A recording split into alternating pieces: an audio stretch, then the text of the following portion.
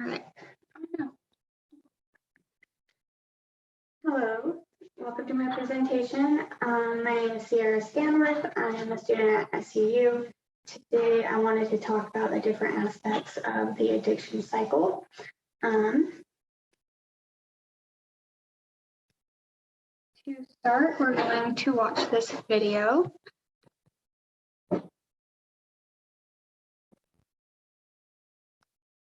Does use of alcohol or drugs ever seem out of control for you or a loved one? Has it ever seemed like the line between fun and dysfunction is unclear? About 60% of Americans aged 12 and older currently use alcohol or drugs.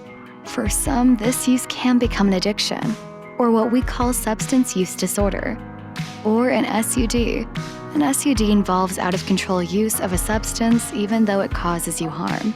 People with an SUD become focused on using the substance to the point where they have problems with day-to-day functioning. People with serious SUD will continue to use substances, even when they know it is causing or can cause harm.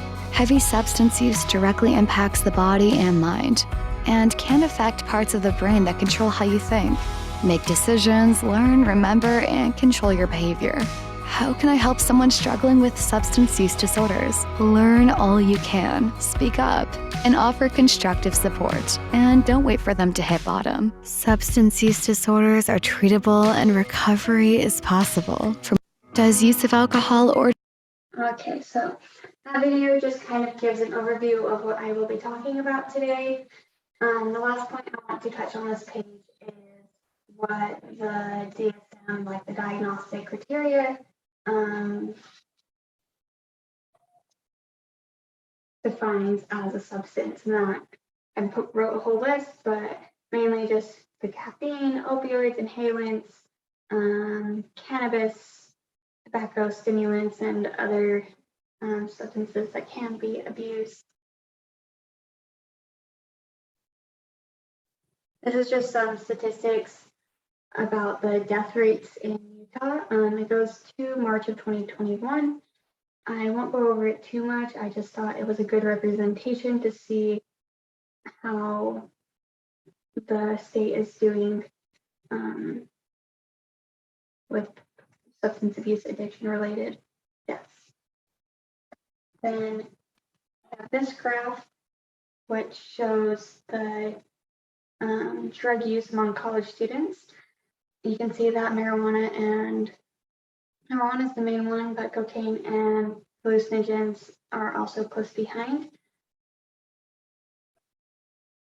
I wanted to touch on some recovery statistics and relapse. I'll talk about relapse a few times during this PowerPoint, but I wanted to give an overview of what that kind of looks like.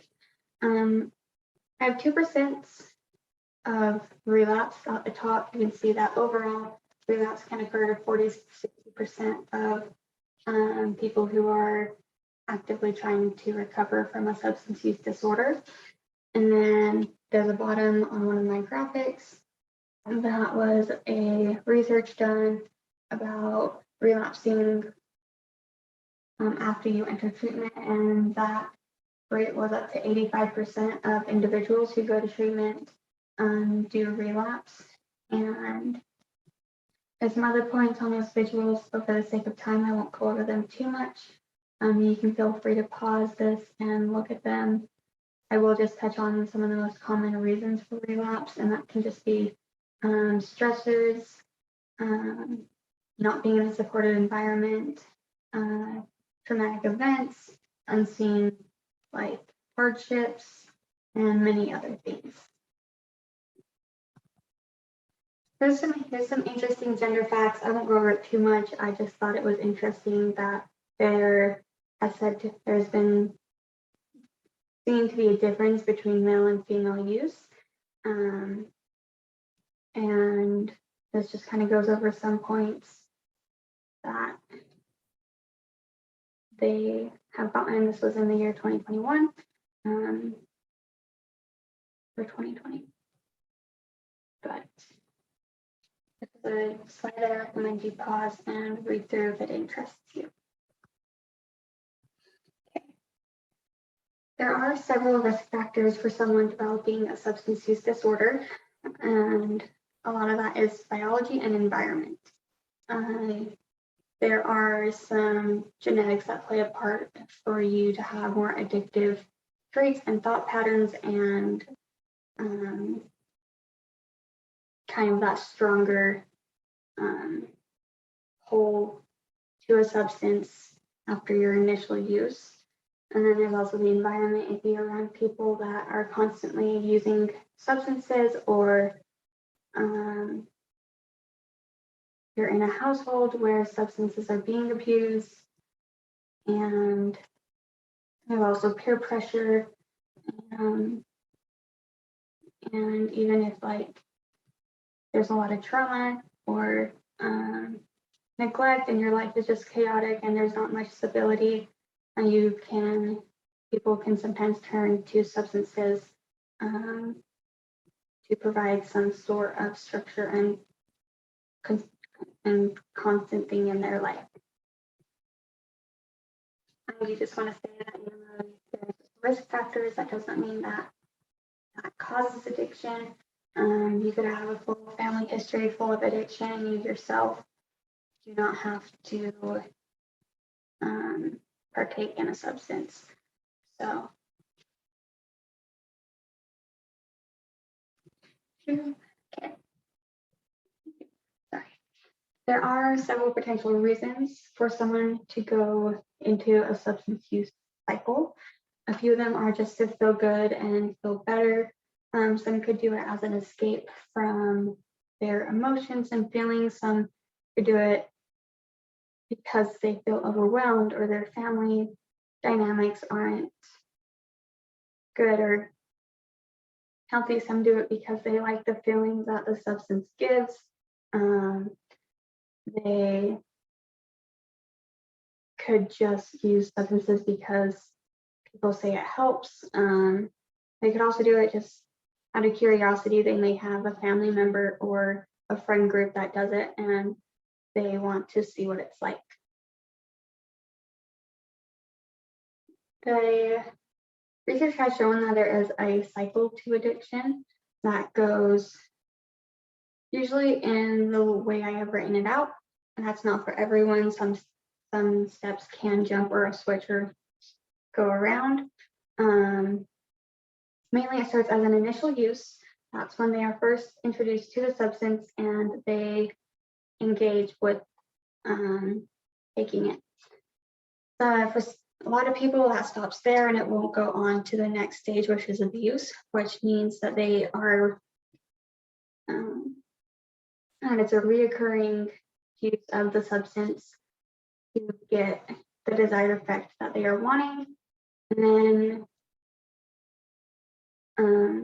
it goes to tolerance, which means that initial amount or dose that the individual is using of that substance no longer gives them that escape or release or high that they received the first time. So they partake of more of the substance in order to get that effect.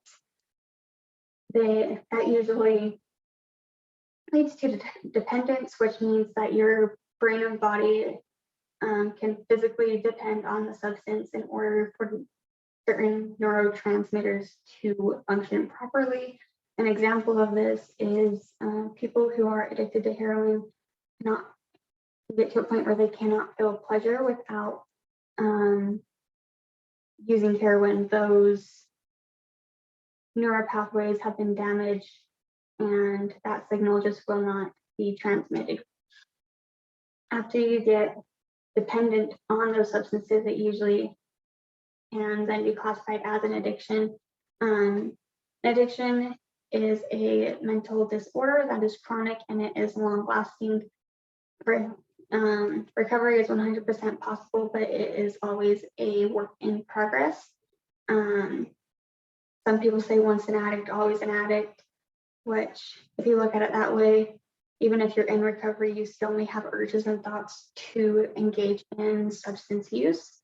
However, you've learned other healthy skills to combat that. I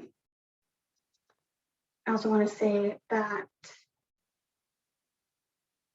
this whole cycle, it can happen several times before someone is in long-term recovery, and some people can be stuck in some stages longer than others.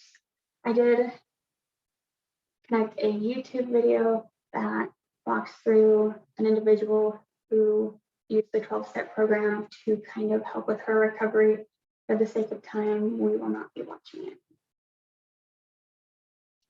And this is just a graphic explaining kind of the cycle of addiction in a different way.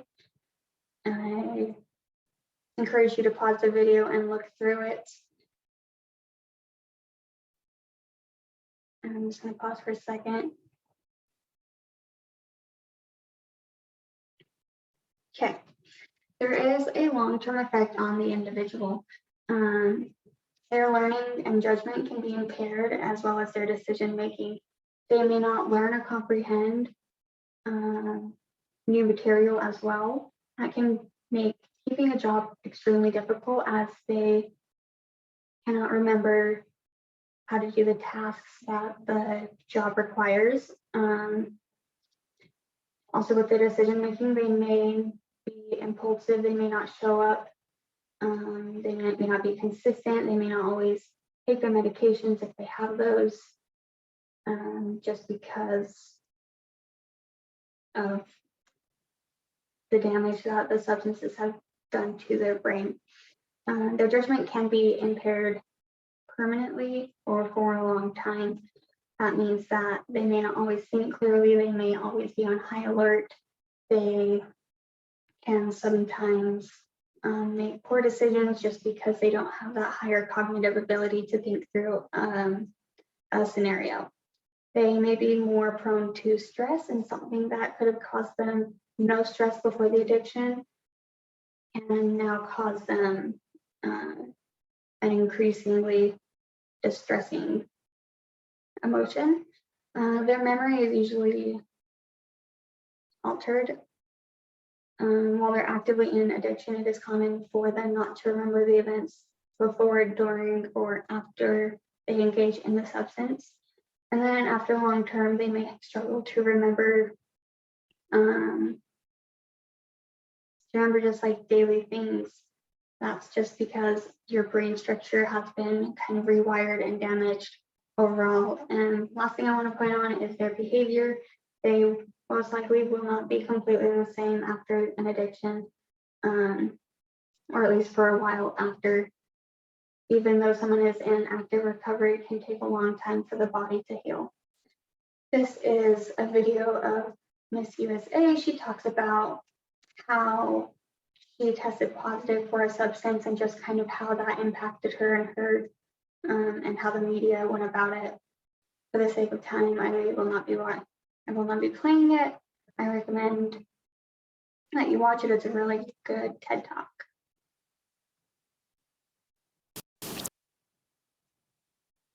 Okay.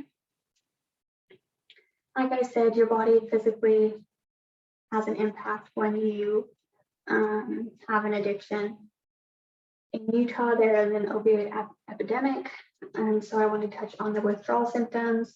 These withdrawal symptoms can range for other substances as well. When someone's in withdrawal, they can be restless, they can be shaky, it can be physically painful for them, and their body can just hurt. They may not be able to sleep, they may get headaches, they could have stomach issues and have vomiting or diarrhea. They can get cold sweats, and it can just be physically draining to that individual. Sometimes if they are in the cycle of addiction and they are between like abusing a substance in that middle period, they can be more irritable, they can be super sleepy, or they may not sleep at all. They can be to anger and aggression, not because the individual has that personality trait, it's just more of the addiction toll and the cravings that the body has. They may have a decrease of appetite depending on the substance being abused, and they may have more anxiety and that drug cravings. A lot of times you can notice tremors in people that are detoxing or do not have access to a substance because their body physically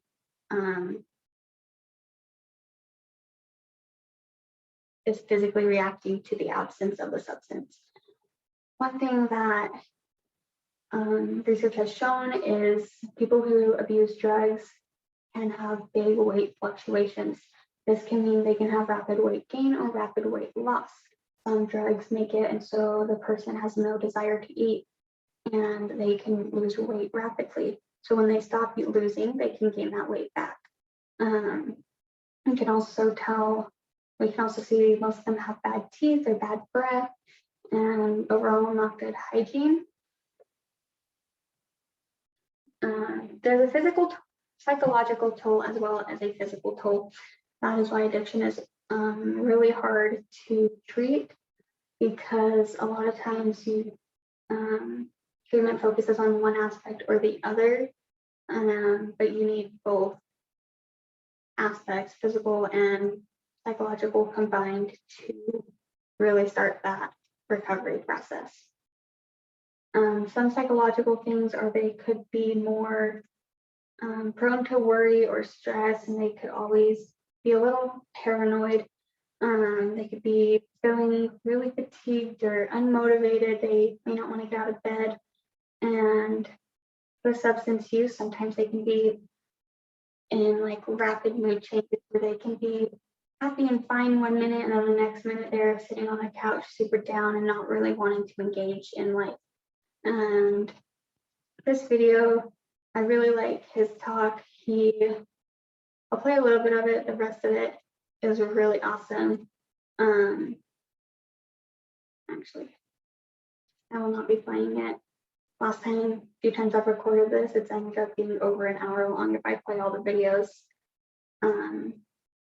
But he kind of talks about kind of some of the genetic factor of addictions and how that can impact the individual.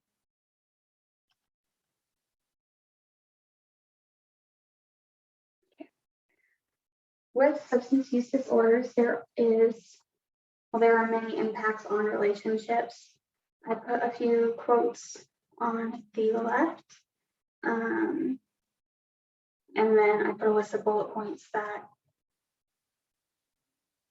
studies have done. The main ones I want to touch on are the impacts with trust and accountability and dependability. When someone is using and is in the addiction cycle, anyone who is trying to support them can feel a loss of trust towards that individual and may be second guessing everything the individual says. Addictions can make people lie, not because that's their personality or they want to lie and be sneaky and sketchy, but just the addiction has such a strong hold on them. It's not fully them talking, it's their addiction trying every way to survive. They can also, either the individual abusing or the individual trying to support can withdraw from one another. They may want to spend less time around people. And there's some other things if you're in like a intimate relationship with the individuals, a lot of things can be lower, non-existent when someone is in the addiction cycle. There are several different methods to break the cycle of addiction. In my little visual, it just kind of shows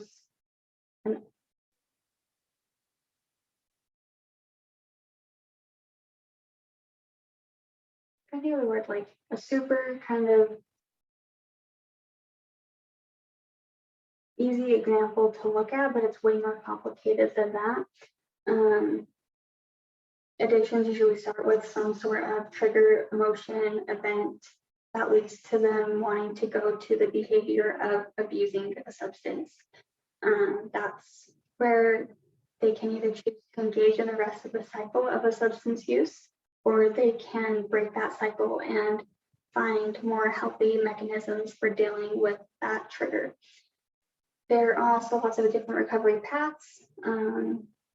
I've put the ones down that I have found. There's the recovery that happens all the time, that people just decide that enough is enough and they have good support systems to help them. There's groups like AA and other in-person groups. There's medication-assisted therapy, which for a lot of people with substance abuse disorders, they need medication to kind of curb the cravings, or there's some medications that make the individual physically ill if they partake in that substance. There's recovery coaches and one-on-ones, like individualized plans. There's family recovery, which can help work on rebuilding that trust that could have been lost. With the internet nowadays, there are several opportunities online to join groups and programs to get the extra support needed. And then there's also a holistic view of recovery, and a lot of people can focus on yoga and nutrition and meditation to start that recovery process. Okay. This is the big slide that I want to touch on. It's connection. Connection is probably one of the most important things people with addiction lack. Addiction thrives in secrecy and isolation. It's a weird cycle because they feel lonely or like isolated, they may go to that substance to feel some sort of comfort, but then because they are using, they may not want to be around people because they feel shame, and so then it just keeps that cycle going. And then they don't want to tell people about the addiction because of that shame. This is a really awesome video where he explains why connection can be so important. And I will play this one because I think it hits some really great points. And the thing I realized that really blew my mind is almost everything we think we know about addiction is wrong. And if we start to absorb the new evidence about addiction, I think we're going to have to change a lot more than our drug policies. But let's start with what we think we know, what I thought I know, right? Let's think about this middle row here, right? Imagine all of you for 20 days now went off and used heroin. If your grandmother had a hip replacement, she didn't come out as a junkie. And when I learned this, it just seemed so weird to me, so contrary to everything I'd been told, everything I thought I knew. I just thought it couldn't be right. Until I went and met a man called Bruce Alexander, who's a professor of psychology in Vancouver, who carried out an incredible experiment that I think really helps us to understand this issue. Professor Alexander explained to me, the idea of addiction we've all got in our heads, that story, comes partly from a series of experiments that were done earlier in the 20th century. They're really simple experiments. You can do them tonight when you go home if you feel a little bit sadistic. You get a rat and you put it in a cage, and you give it 2 water bottles. One is just water, and the other is water laced with either heroin or cocaine. If you do that, the rat will almost always prefer the drugged water and almost always kill itself quite quickly. So there you go, right? That's how we think it works.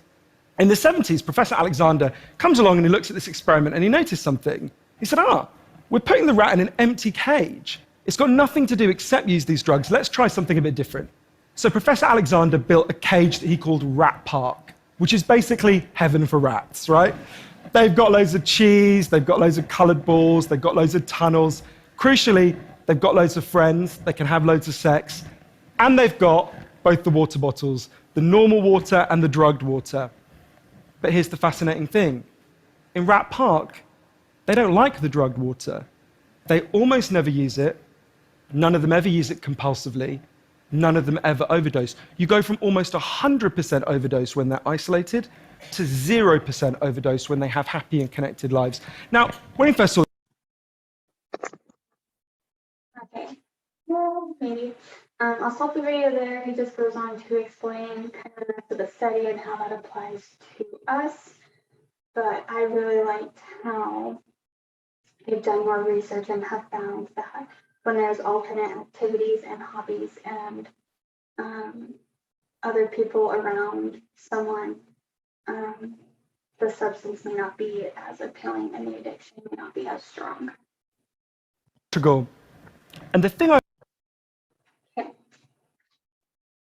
One thing about addiction is there's a lot of social stigma surrounded by addiction. That's one of the many reasons why a lot of people don't reach out for help. Because of the shame and kind of like the dishonor and like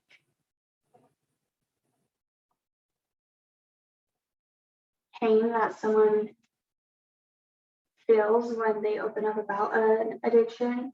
It stops a lot of them, which keeps the addiction in secret, which, as I read on the other slide, makes the addiction a lot stronger and can spiral into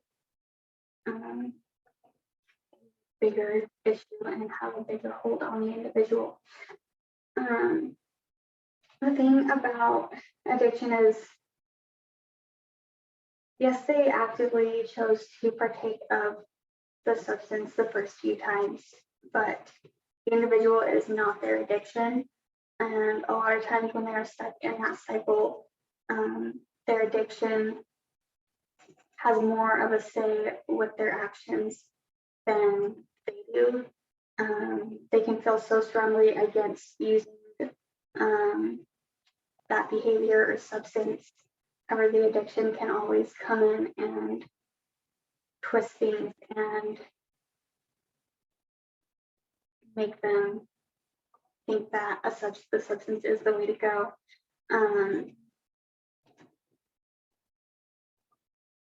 People who struggle with substance abuse disorders are humans. They're just people who need extra help and support. They are people who are struggling, and there are a lot of people struggling either personally, or they may know someone, or they may have gone through it with someone. This TED Talk is really good. I'll play just like a minute of it, where he kind of reiterates what I said. Did the heroin and headed off to prison. You know, and let me interject here. You know, something happens when a person starts off on that road of drug use. The sort of training begins by society at large, where first you're wrapped in all these labels: junkie, loser, liar, thief, manipulator. And everyone around you reinforces these labels. Everything you see on TV, from the drug busts on the nightly news to the dramatic movies that glorify drug use and things like Breaking Bad, and your family, your friends, law enforcement, teachers, they all sort of reinforce those labels, because that's the way we've come to see addiction. For more than 100 years, we have looked at it as a crime, and the only treatment a person could expect was incarceration. All right.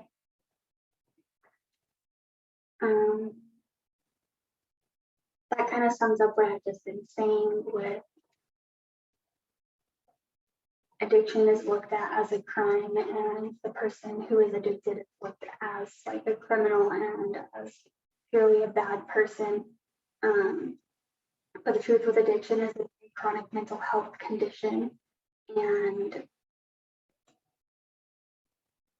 they're so much more complex than just someone getting that high or getting that release that a substance provides. Did the heroin.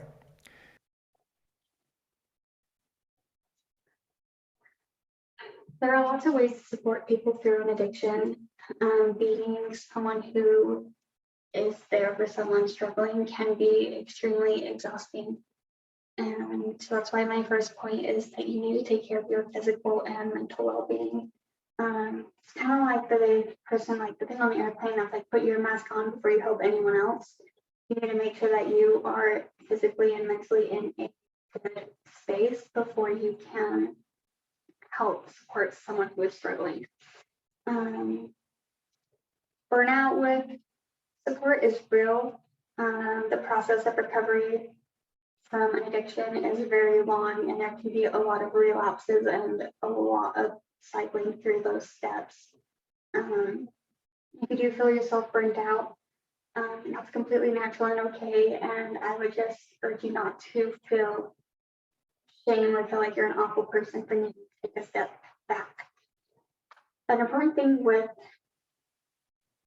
support is boundaries. People with addictions can be very sneaky, and their addiction can try and manipulate things, even though they themselves, that's not them. Like that may not be a quality that they have, but the addiction has such a strong hold on them that they listen to it. So setting firm boundaries of when, where, and why people support them, and also boundaries of when you cannot support them. Another thing is when someone is struggling through any sort of addiction or substance use, take the time to do your own research and look into things as much as you can. That can make it a lot easier for you to have conversations with the individual and can show them that you are actively trying to understand and see from their perspective. When someone's in an addiction, they do not have that higher cognitive ability to think through and to talk someone through their thinking process or decision making. So having someone be like, hey, I've done some reading, I've read it sometimes felt like this, can really open the conversation. Another few points are just acknowledge the good they're doing, even if they are in a major struggle. They still are making small wins every day, and it's important to notice those and tell them, like, even if they just brush their teeth, like, be like, dude, that's an awesome step. And also kind of more to help yourself. And there's a lot of online or in-person support groups with other family members or families and other supports that can come together and kind of talk, and so you don't feel like you're doing it alone. And then relapse happens. It's a natural part of the recovery process. Recovery is not linear. Relapse is not a bad word. It does not mean that they have failed. It just means that there's an area that needs to be relooked at and reevaluated and have extra support and structure in place.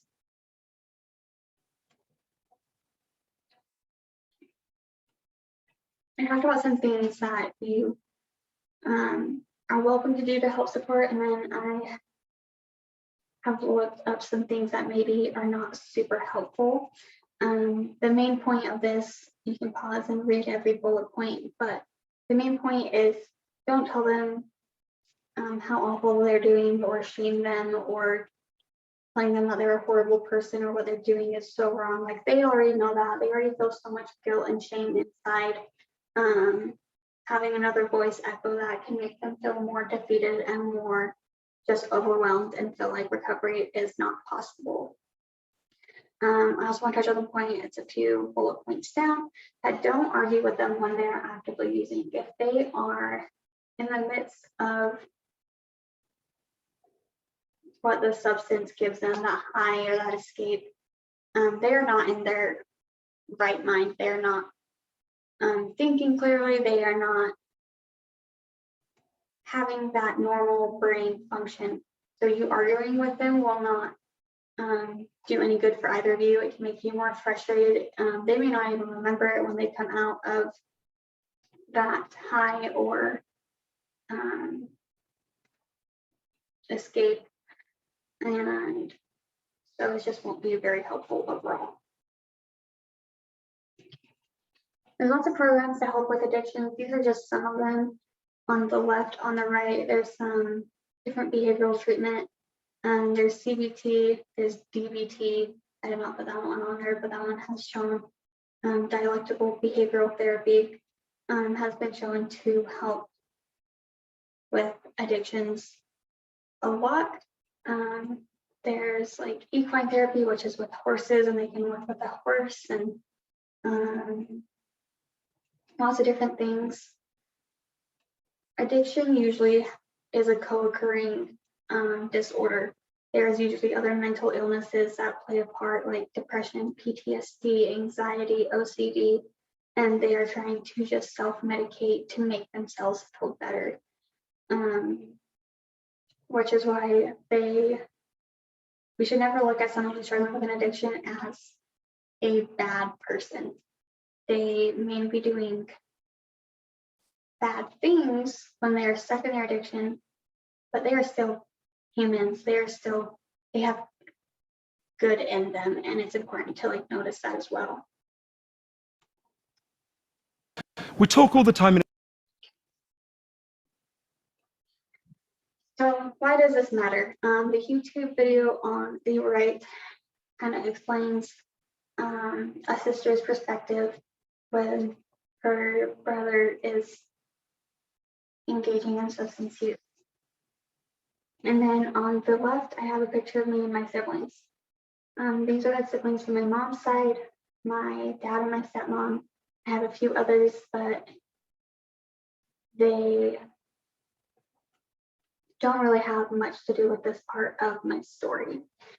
If you look at this picture, you can see that nothing is wrong. Everything is, we're all smiling, we're all happy, we all look well put together.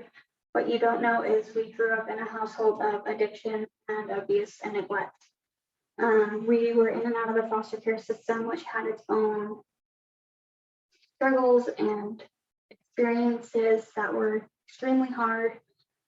It was also really difficult to watch my parent, sometimes both parents, be addicted to those and see them actively addicted, and the feeling of being so confused and uncertain and just overall, like,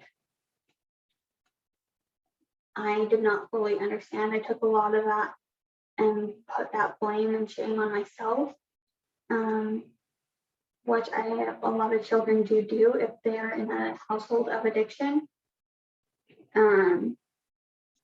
Which is why it's so important to educate yourself, and if you know a family member who has like a parent or sister that is struggling, to also make sure that you are there for them. And also with genetics, my family has addiction on both sides, which can make me and my siblings at a higher risk of developing a substance use disorder or an addiction of any kind. That could be gaming, gambling, it could be an eating disorder, it could be a lot more mental health issues, and overall genetics and environment play a huge factor into someone's life. But I also look at this picture and I see a lot of hope, because although we've been through some interesting experiences and have seen some interesting things with parents and substance use, I can also see the strength that comes from us going through that with them, and all the information I have gained from that, so I can better help support and educate other people. And normal recovery is possible. My mom and stepdad, they have their ups and downs, and sometimes their downs are a lot longer than their ups, but overall it's a process. And full long-term recovery from substance abuse is 100% realistic and possible if they have the right support systems in place. I couldn't fathom. Yeah. These are other helpful YouTube videos. Because of addiction has a strong influence in my life, I found so many helpful YouTube videos that I was like, yes, this is great information. However, I could not put them all in. As you saw, I couldn't even play all the ones I had because last time I recorded this, it was way too long. But I recommend to you watching little bits of each of those as they interest you. These are just my references and sources that I have used. This is also the time where I would open up for a Q&A to clear up any misconceptions that I maybe said, or try and provide more insight to anything that may have not been communicated clearly. Thank you for coming to my presentation, and I hope you have a wonderful day.